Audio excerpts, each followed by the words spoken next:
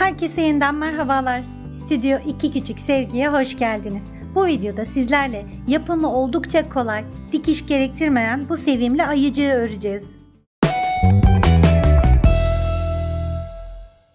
Koton içerikli bir ip kullanacağız. 2,5 mm tığ kullanmış olacağım. Siz el ayarınıza göre 2,20 mm de kullanabilirsiniz. Bir makas 6 mm kilitli gözler. Siz dilerseniz siyah dikiş ipliğiyle ya da naylon ipliklerle de işleme göz yapabilirsiniz. Bir iğneye ihtiyacımız olacak. Dikiş yapmayacağız ama ufak tefek bazı yerlerde ihtiyacımız olacak ve sırayı takip etmek için farklı bir renkte ip ya da bu şekilde çengelli iğne, plastik sıra belirleyici de kullanabiliriz. Tabii ki ayıcığımızı doldurmak için boncuk elyafa ihtiyacımız olacak. Ayıcığımızı örmeye başlarken kolları ilk olarak öreceğiz. Çünkü sonrasında gövdeyi ördüğümüzde kollar hazır olursa onları da hemen örerek eklemiş olacağız. Dediğim gibi bu oyuncakta çok fazla dikiş kullanmayacağız. Eğer amigurumiye yeni başlıyorsanız bu oyuncakta kullanacağımız örgü tekniklerini yukarıdaki linke tıklayarak bulabilirsiniz. Ayıcığımızın kollarını örmeye sihirli halka yaparak başlayacağız. Bunun için ipi şu şekilde orta parmağımın üzerinde dolayarak bir çarpı oluşturuyorum. Tığı bu çarpının altından geçiriyorum.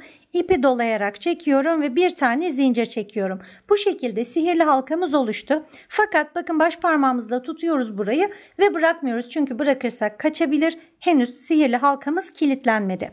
Sihirli halkanın içerisine sık iğnelerimizi öreceğiz. Bu arada şu iki ipliğin üzerine örmeye devam edeceğiz. Sihirli halkanın içerisine 6 tane sık iğne yapacağız. Şu şekilde tığ geçirip ipi alıyorum ve ilk sık iğnemizi yapmış olduk. Tekrar yapacağız aynısından. Halkanın içinden geçirip ipi aldık. Tekrar ipi dolayarak 2 ilmeğin içinden geçirdik. Böylece 2 tane sık iğne yapmış olduk. Bunu 6'ya tamamlayacağız. Şu şekilde 3, 4, 5 ve 6 tane sık iğne yapmış olduk. Şurada oluşan V'ye benzer şekillerin her birisi bir sık iğne. 1, 2, 3, 4, 5 ve 6 diye sayarak kontrol etmiş olduk. Şimdi sihirli halkamızı kapatacağız. Bunun için şurada kalan şu minik ipi çekiyoruz ve böylece halkamız kapanmış oldu. İlk sırayı tamamladık. İkinci sıraya geçeceğiz. İkinci sırada hangi sık iğnenin üzerine batacağımızı belirlemek için geriye doğru sayabiliriz. Son ördüğümüz sık iğne 6.'ydı. Burası 6. Şurası 5. 4. 3. 2. ve 1. sık iğnemiz şurasıymış.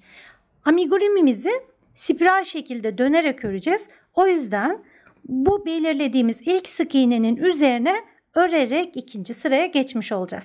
Bu belirlediğimiz sık iğnenin içerisine bir tane sık iğne yapıyoruz. Bu ilk ilmeğe girmek biraz zor olabiliyor. Evet, buraya tığımızı batırdık. Bu arada sihirli halkadan kalan şu ipin üzerine de örmeye devam edeceğiz. Böylece daha sağlam olacak. Buraya bir tane sık iğne yapıyoruz. Yanındakine bir tane daha sık iğne yapıyoruz. Sıradakine 2 tane sık iğne yaparak arttırmış oluyoruz. Sıradaki sık iğnenin üzerine şöyle bir ve aynı yere ikinci sık iğneyi yaptık. Yani 2 tane tek sık iğne yaptık. Üçüncüsünde arttırmış olduk. Aynısını bir kere daha yapacağız.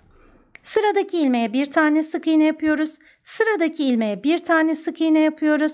Ve sıradaki ilmeğe 2 tane sık iğne yaparak arttırıyoruz. Böylece ikinci sırayı tamamlamış olduk ve ikinci sıranın sonunda toplam 8 tane sık iğneye ulaşmış olduk. Şimdi bu ördüğümüz parçayı şöyle dışa doğru çevireceğiz. Eğer içeriye doğru kıvrıldıysa onu dışarıya doğru çevireceğiz. Çünkü örgü ördüğümüz taraf daima dışarıda kalmalı, bize doğru bakıyor olmalı. Bu şekilde çevirmiş olacağız. Sihirli halkamızdan kalan şu ipliği de kesiyoruz. 2 sıra üzerine ördüğümüz için gayet güvenli oldu. Bundan sonra herhangi bir arttırma eksiltme yapmadan her sırada 8 sık iğne örmüş olacağız. Amigurumilerde sıranın başlangıcını takip etmek çok önemli. Bunu da nasıl yaptığımızı şöyle gösterelim. Farklı renkte bir ip kullanıyorum ben. Siz dilerseniz bu ilk ördüğünüz sık iğnelere çengelli iğne ya da bu plastik çengelli iğnelerden takarak da takip edebilirsiniz. Şöyle ipi yerleştiriyorum ve sıradaki sık iğneden itibaren 8 tane sık iğne örerek bu sırayı tamamlıyorum. Evet, 8 tane sık iğne ördük ve ipi taktığımız sık iğnenin olduğu yere geldik. Bu şekilde bir sırayı tamamlamış olduk. Yani 3. sıramızı tamamlamış olduk. Takip ipimi öne alıyorum. Bir öne bir arkaya alarak onu ilerletmiş ve sıramın başlangıcında takip etmiş oluyorum.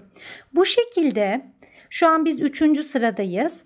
15. sıranın sonuna kadar hiç arttırma eksiltme yapmadan her sırada 8 sık iğne örerek toplamda 13 sıra daha ilerleyeceğiz ve kol 15 sıra örülmüş olacak. Evet, 13 sıra boyunca 8 sık iğne ördük her sırada ve toplam 15. sırayı tamamlamış olduk.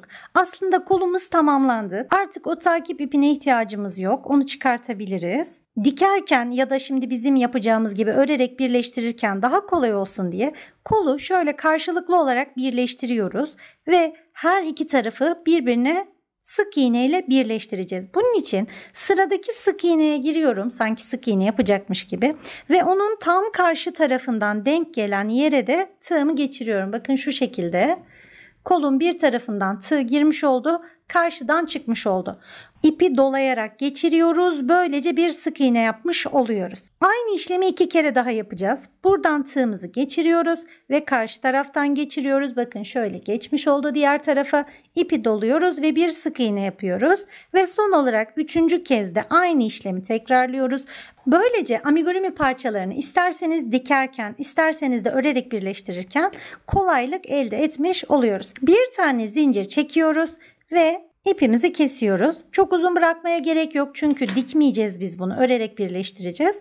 Bu yüzden küçük bir ip yeterli. Şimdi aynısından bir tane daha örüyoruz. 2 tane kolumuzu hazırlamış olduk. Şimdi ayaklardan başlayarak başına kadar ayıcığımızı örmeye devam edeceğiz. Bacakları örmeye de yine sihirli halka yaparak başlayacağız. Parmağımızın üzerinde çarpı oluşturduk, tığ alttan geçirdik ve bir zincir çektik. Böylece sihirli halkamız hazır. Sihirli halkanın içerisine 6 tane sık iğne yapıyoruz. İpi çekerek sihirli halkamızı kapatıyoruz. Orta kısmının iyice kapanmasına dikkat edin çünkü orada herhangi bir boşluk kalmasını istemiyoruz. Sonradan dolduracağımız için burada bir esneme olmasın. 2. sıraya başlamak için geriye sayarak nereden başlayacağımızı tespit ediyoruz. Şuradan başlamış olacağız ve şimdi her bir sık iğnenin üzerine 2 tane sık iğne yaparak 2. sırayı öreceğiz. Yani sıradaki sık iğnenin üzerine bir, aynı yere 2.'yi yapıyoruz. Böylece artırmış oluyoruz. Bunu 5 kere daha yapacağız. Yani her bir sık iğnenin üzerine 2 tane sık iğne yapacağız. Bu arada sihirli halkamızın ipinin üzerine örmeye devam ediyoruz. Evet, 6 tane arttırmayı yapmış olduk ve toplamda 12 tane sık iğne ördük. Artık sihirli halkamızın ipi oldukça sağlam, o yüzden bunu kesebiliriz. Buradan sonra herhangi bir artırma yapmadan her sırada 12 sık iğne örerek ilerleyeceğiz. Yine sıramızın başlangıcını takip etmek için bir parça renkli ip kullanabiliriz. Bu şekilde toplam 10 sıra boyunca her sırada 12 sık iğne örerek bacağı ilerletmiş olacağız. Evet, 10 sıra boyunca 12'şer sık iğne örerek toplamda 12. sıranın sonuna gelmiş olduk. Şimdi burada takip ipimizi çekiyoruz, artık ona ihtiyacımız yok. Bir tane ilmek kaydırma yapıyoruz ve bir zincir çekerek buradan ipimizi kesiyoruz. Böylece birinci bacak örülmüş oldu. Şimdi aynısından bir tane daha öreceğiz. Fakat bu kez ipini kesmeyeceğiz. Onunla gövdeyi örmeye devam edeceğiz çünkü. Aynı tarifi uygulayarak toplam 12 sıra boyunca örelim ve aynısından bir tane daha yapalım. Evet, ikinci bacağı da örmüş olduk ve şimdi ikisini birbirine ekleyeceğiz. Artık takip ipini çıkarabiliriz. Şimdi iki bacağı birbirine eklemek için 3 zincir çekiyoruz. 1, 2 ve 3. 3 tane zincir çektik ve iki bacağı birbirine eklemiş olacağız. Bu birinci bacakta ilmek kaydırma yaparak bitirmiştik. İsterseniz onun bir öncesi, sonrasını da kullanabilirsiniz. Ben öncesini kullanıyorum. Bir önceki ilmeğine tığımızı batırarak bir sık iğne yapıyoruz. Böylece iki bacağı birbirine eklemiş olduk. Şimdi bu ilk ördüğümüz bacağın üzerine 12 tane sık iğne öreceğiz. Birincisini örmüş olduk. 12'ye kadar tamamlayacağız. Bu arada bu kestiğimiz ipin üzerine de 4-5 sık iğne örerek onu da güzel bir şekilde gizlemiş olacağız. Şu şekilde onun da üzerine örüyoruz. Böylece arada o da gizleniyor. Sonrasında iğne ile bunları gizlemek zorunda kalmıyoruz. Toplam 12 tane sık iğne olacak şekilde tamamlıyoruz. Evet, ilk bacağın etrafına 12 tane sık iğne ördük. Bu arada şu kalan ipi içine ittirebiliriz. Eğer çok uzunsa biraz kısaltabilirsiniz de. Şimdi aradaki bu zincire gelmiş olduk. Zincirin üzerine sık iğneler öreceğiz. Şu şekilde olacak. Biz arada 3 tane zincir çekmiştik. Şimdi bir bacaktan diğerine geçerken bu zincirler üzerine toplam 3 tane sık iğne yapacağız. Yani şuraya zincirin şu bir tane kanadına birinci sık iğneyi yapıyoruz. Diğer zincirin üzerine ikinci sık iğneyi yapıyoruz ve diğer zincirin üzerine de üçüncü sık iğneyi yapıyoruz. Böylece bir bacaktan diğerine 3 sık iğne ile geçmiş olduk. Şimdi ikinci bacağın üzerine de toplam 12 tane sık iğne öreceğiz. Her bir sık iğnenin üzerine bir tane olmak üzere toplam 12 tane örmüş olacağız.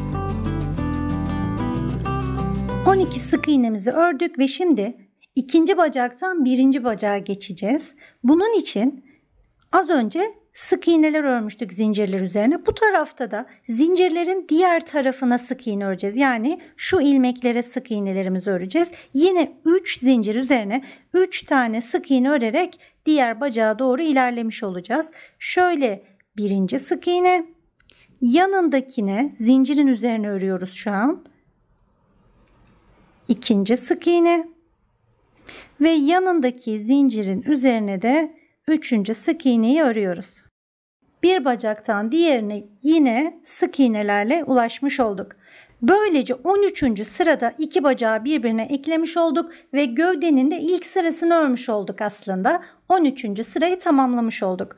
Bundan sonra 10 sıra boyunca hiç artırma eksiltme yapmadan dönerek 30 tane sık iğne öreceğiz. Yine karıştırmamak için başlangıcımızı bir parça ip koyuyoruz araya.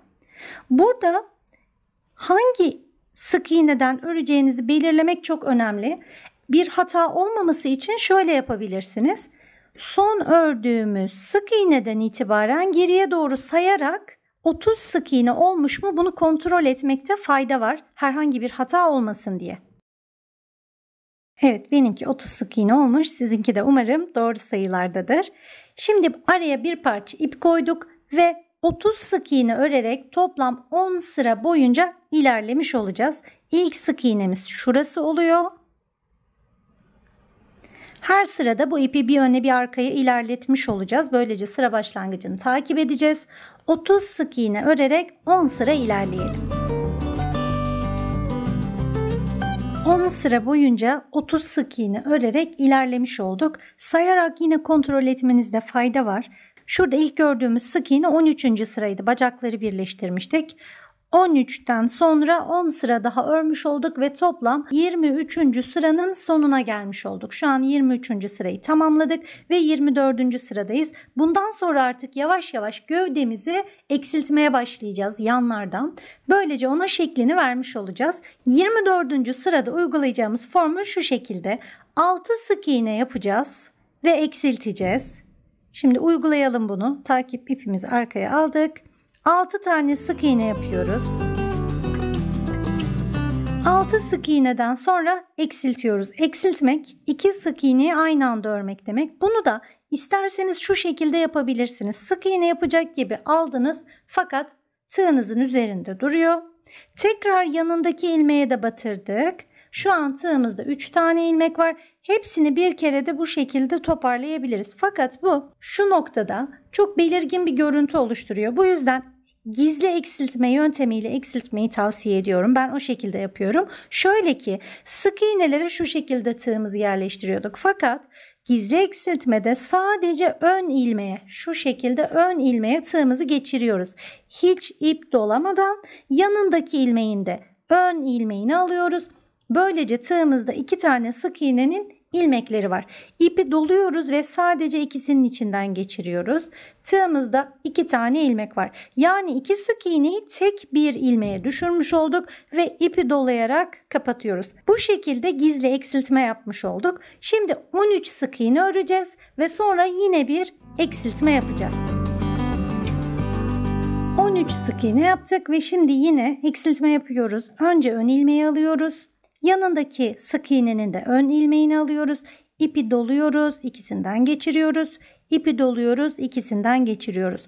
Böylece ayıcığımızın az önce şu tarafında eksiltme yapmış olduk. Şimdi de şu tarafında eksiltme yaptık. Yani bu sırada 2 tane eksiltme yaptık. Şimdi sıranın sonuna kadar, ipimizin olduğu yere kadar 7 tane sık iğne daha örerek sırayı tamamlayacağız. Böylece 24. sıranın sonunda toplam 28 sık iğneye düşmüş oldu gövdemiz. 25. sırada eksiltmeye devam edeceğiz. Bunun için 5 sık iğne yap, eksilt. 5 sık iğne yap, eksilt şeklindeki formülümüzü kullanacağız. İpi öne aldım. 5 tane sık iğne yapıyoruz.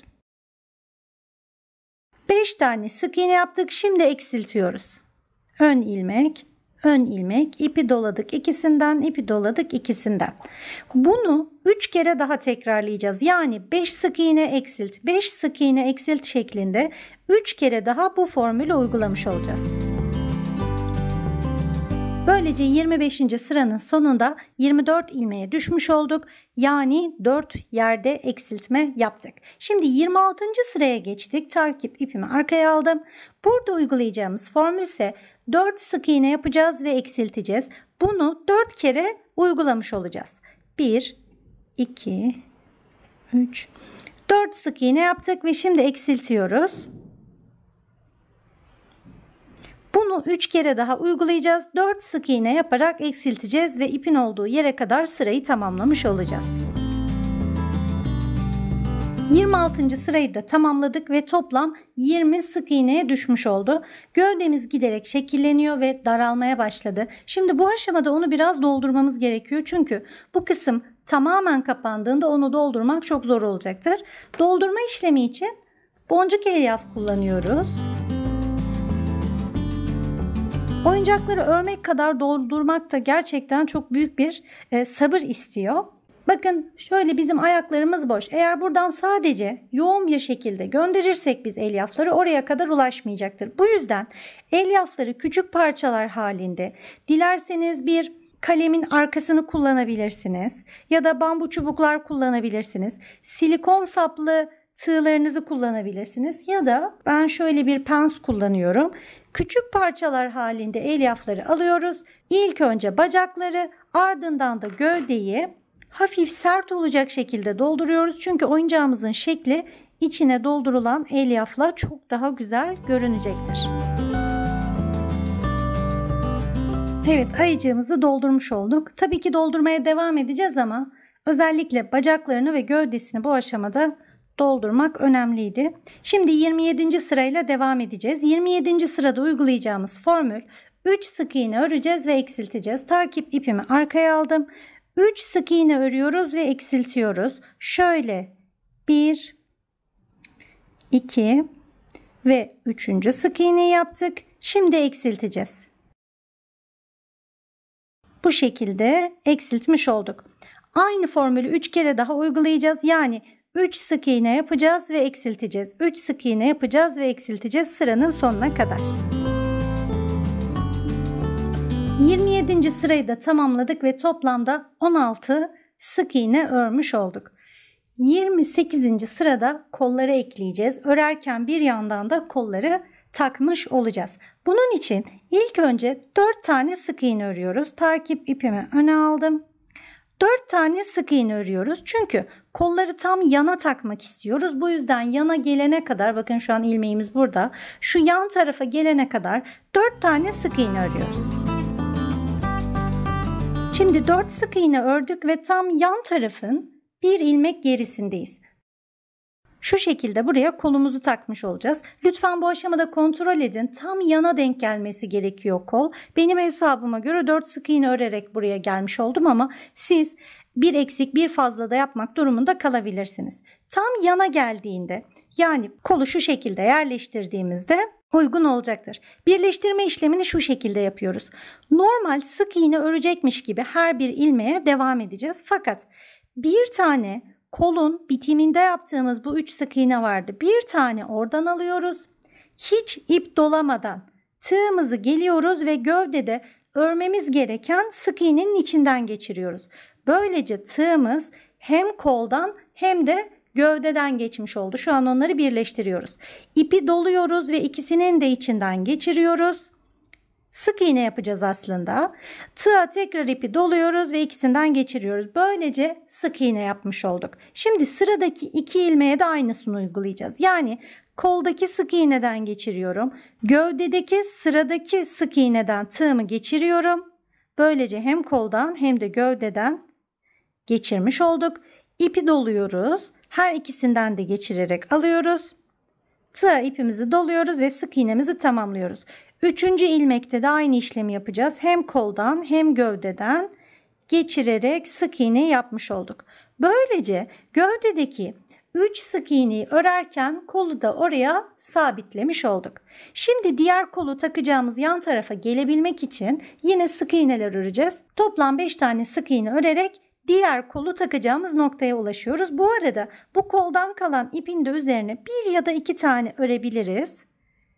Şöyle 1, 2 tane örmemiz yeterli olacak. Bu koldan kalan ipi de yine içine saklayabiliriz. Toplam 5 tane sık iğne örecektik. 2 tanesini örmüş olduk. 3 tane daha sık iğne örüyoruz. Yani toplam 5 sık iğne örüyoruz. Evet, kolu birleştirdik. 5 sık iğne örerek diğer kolu birleştireceğimiz yan noktaya gelmiş olduk. Diğer kolu da ilk kolda yaptığımız gibi aynı işlemlerle yapacağız. Lütfen burada her iki kolun da simetrik bir şekilde takılıp takılmadığını kontrol edelim. Benim tarifime göre uygularsanız zaten yan tarafa doğru gelecektir.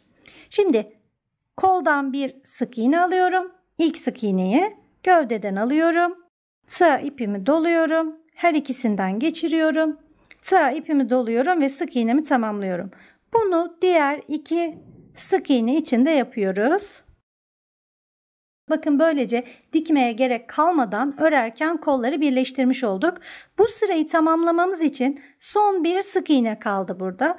Onu da sık iğnesini örerek, bu arada kolun ipinin de üzerine bir tane sık iğne örmüş olmamız yeterli. Böylece 28. sırayı tamamladık ve 28. sırada kolları ekledik. Bu koldan kalan ipi de içeriye ittirerek gizliyoruz. Ve geldik 29. sıraya. 29. sırada uygulayacağımız formül 2 sık iğne yapacağız, eksilteceğiz. 2 sık iğne yapacağız, eksilteceğiz. Yani bir tane sık iğne ördük. Bir tane daha ördük ve şimdi eksiltiyoruz. Bunu 3 kere daha tamamlayarak işaret ipimizin olduğu yere kadar öreceğiz. 29. sırayı da tamamlamış olduk. Şimdi 30. sırada 12 tane sık iğne örüyoruz ve sırayı tamamlamış oluyoruz. Evet, böylece 30. sırayı da tamamlamış olduk ve gövde bitti. Bundan sonra öreceğimiz sıralarla artık kafayı oluşturmuş olacağız ve 31. sırayla devam ediyoruz. 31.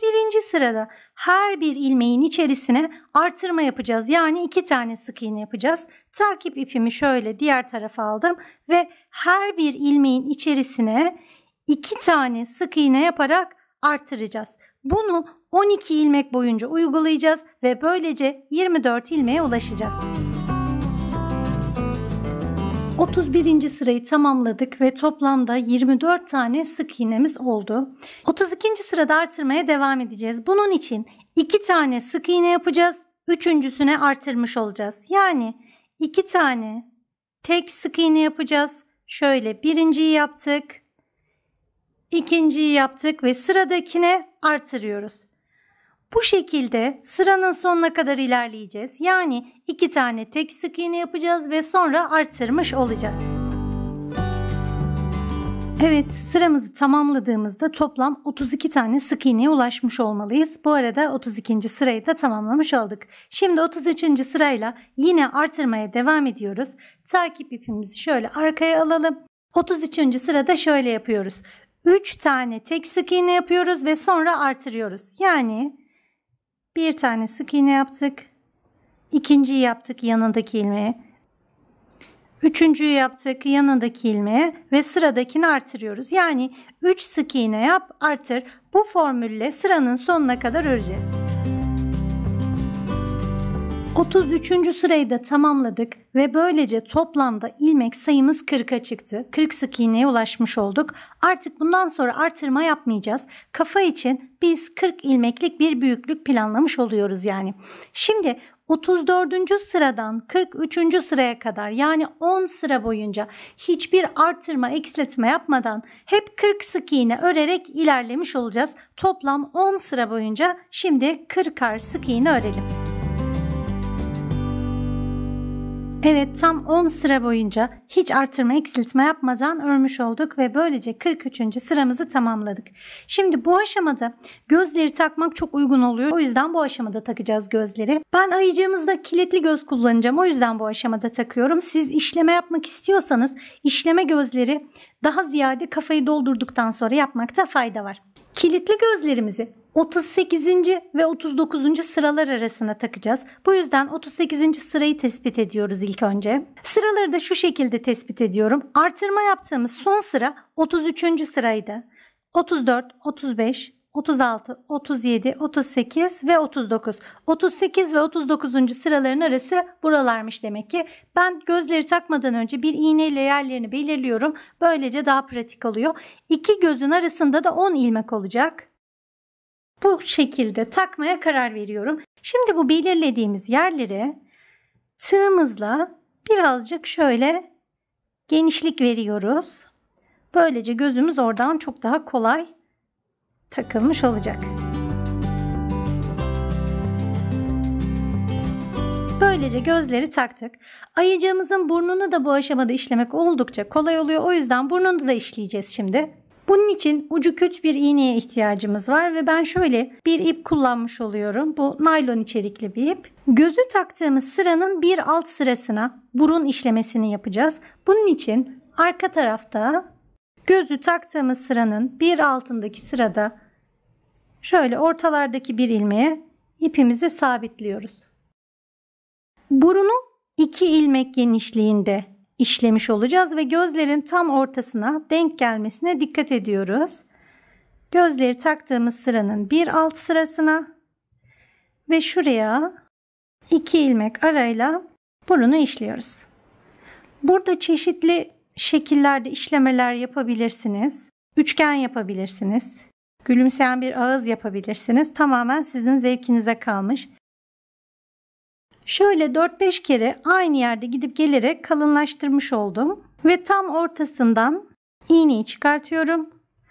Aşağıya doğru şöyle 1, 2, 3. sıraya tekrar ipi geçiriyorum.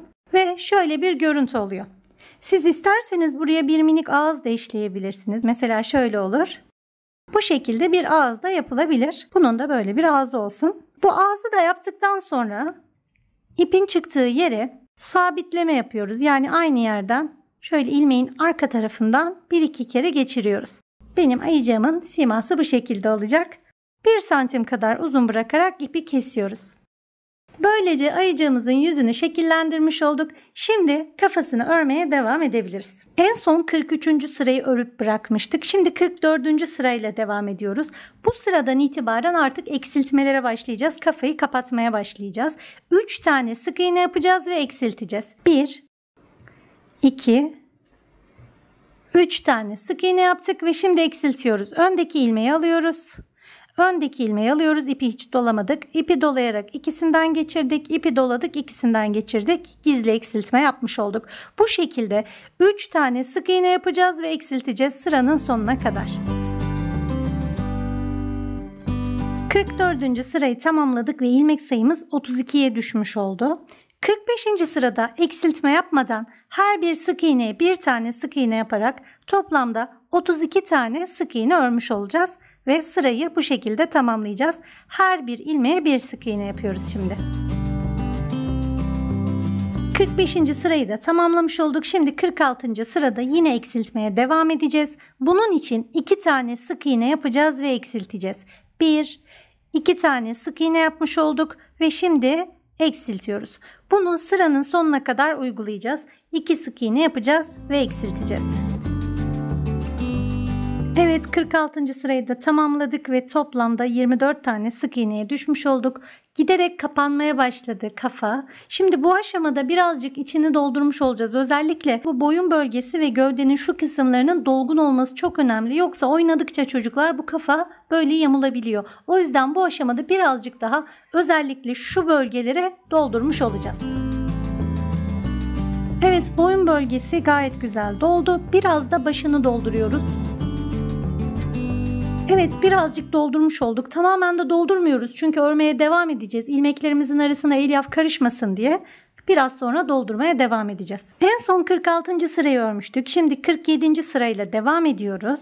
47. sırada bir tane sık iğne yapacağız ve eksilteceğiz. Bir tane sık iğne yaptık ve ardından eksilttik. Bunu sıranın sonuna kadar tekrarlayalım. Böylece 47. sıranın sonunda 16 tane sık iğne örmüş olduk. 48. sırada eksiltmeler yapacağız. Arada sık iğne örmeyeceğiz. Yani şu şekilde eksiltmeler yaparak ilerleyeceğiz. Toplam 8 kere yapacağız. Fakat bu açıklık giderek azaldığı için burada kafayı da dolduracağız. Şöyle 3-4 tane eksiltelim ve sonra dolduralım. 4 tane eksiltmiş oldum ben. Şu büyüklük doldurmak için gayet uygun. Şimdi artık sıkı sıkıya dolduracağız kafayı.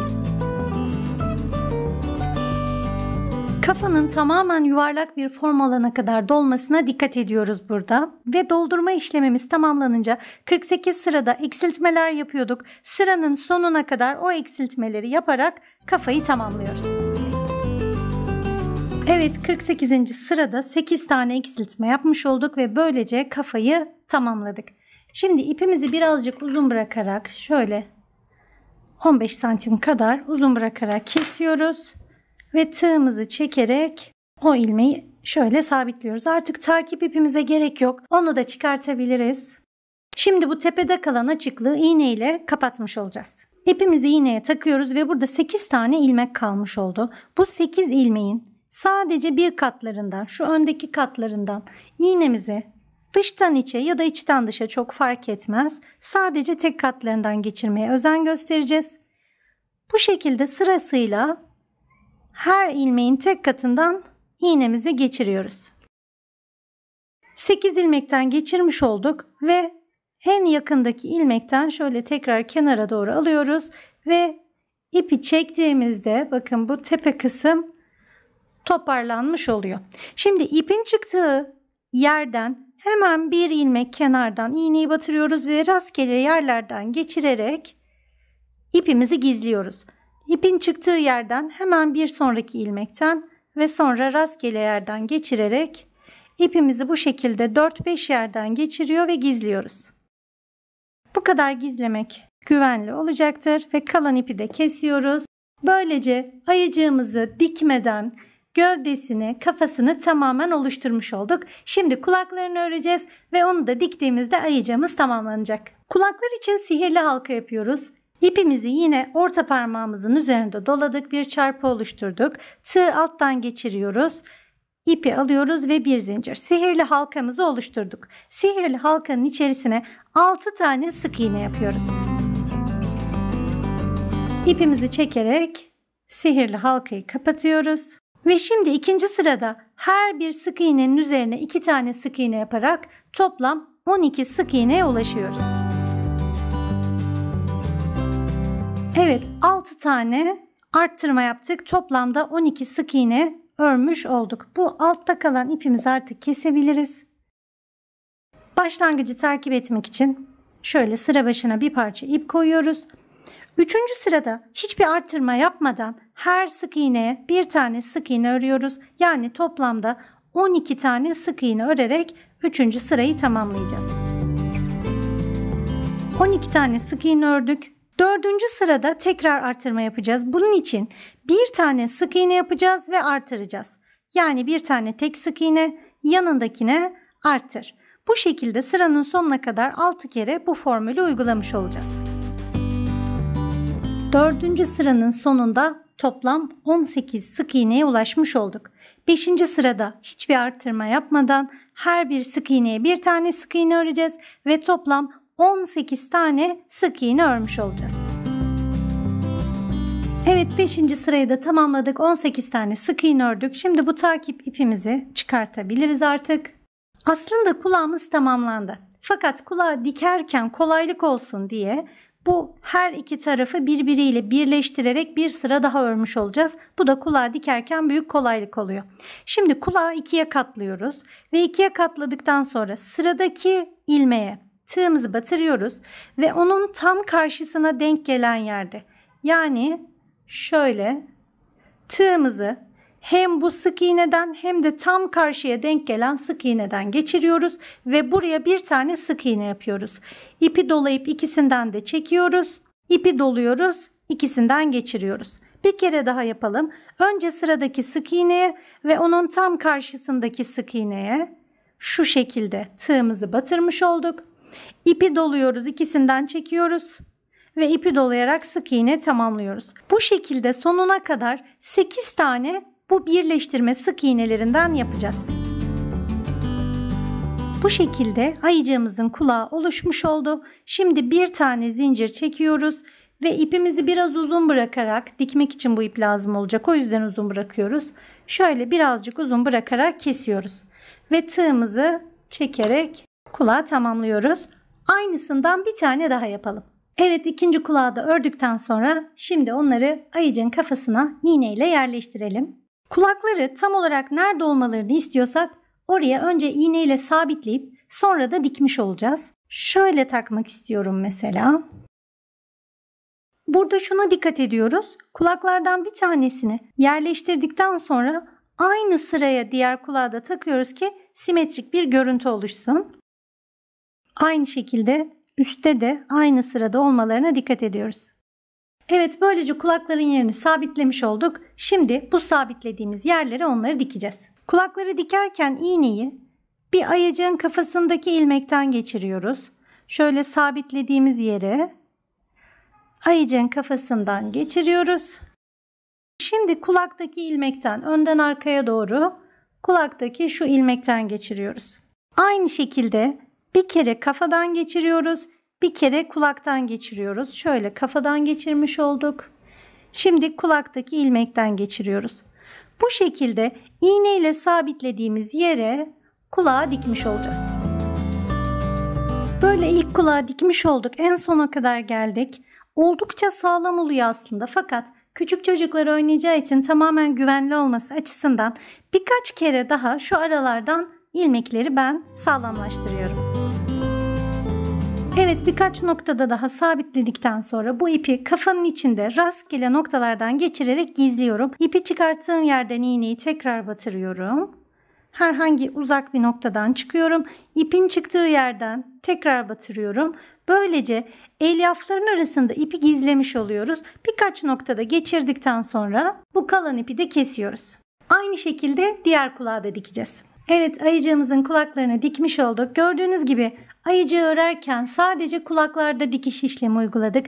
Başka hiçbir yerini dikmedik. Tamamen örerek tamamlamış olduk. Şimdi bir de minik bir papyon yapalım istiyorum ben bu ayıcığımıza. Bunun için istediğiniz farklı bir rengi seçebilirsiniz. Ben şöyle güzel bir lacivert kullanacağım.